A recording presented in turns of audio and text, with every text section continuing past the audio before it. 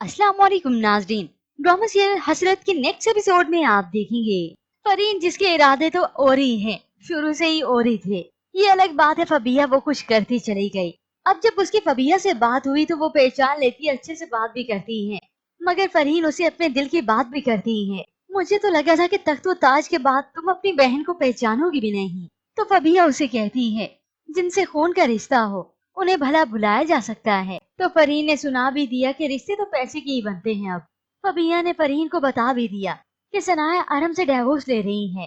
फरीन ये सुनकर हैरान तो हुई, मगर फबिया को फिर से तलकीन करती है कि वो अपना शोहर बचाए और अपना घर बचाए और किसी के बारे में ना सोचे। असल में तो फरीन को अपना घर बसाना है कि अगर ये फबिया पैसे की लालच में आकर अरम के साथ अपना रिश्ता जोड़ सकती है तो मैं अपना घर बसाने की खातिर हमजा के साथ अपना रिश्ता क्यों नहीं जोड़ सकती। क्योंकि फबिया वहाँ पर मसरूफ रहेगी तो ही ये हमजा का दिल जीतेगी, उसकी तवज्जो अपने पर करेगी। हकीकत है पैसे का इंतखाब भी तो फबिया ने किया है, वरना हमजा से इतनों बरसों पुराना रिश्ता एक दम में तोड़ दिया। फिर ऐसे कुछ वक्त बीतने के बाद वहाँ पर सनाया जो कि फैसला तो कर ही चुकी है खुला लेने का।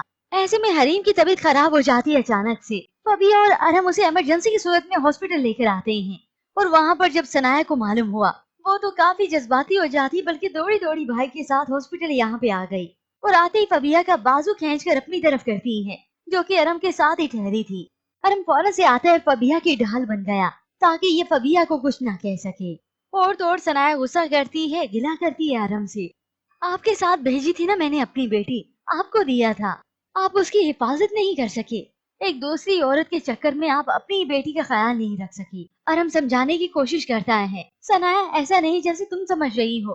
मगर सनाया अब कोई बात कोई एक्सक्यूज नहीं सुनना चाहती। जैसे मेरी बेटी ठीक हो जाएगी मैं उसे यहाँ से ले जाऊंगी।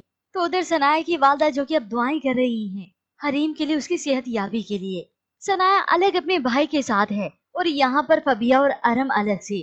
फबिया जो कि अरम को तसल्ली दे रही है और यूं सनाया अरम के होते हुए भी अकेली है। तो कुछ देर बीतने के बाद ये सोमी आती है इस फबिया के पास, उसे सुना देती है एक औरत होते हुए तुमने दूसरी औरत के घर बर्बाद कर दिया, तुम्हें शर्म नहीं आ रही। तो फबिया भी साफ सुना देती है ये तो सब सनाया की अपनी जिद की वजह से ही है।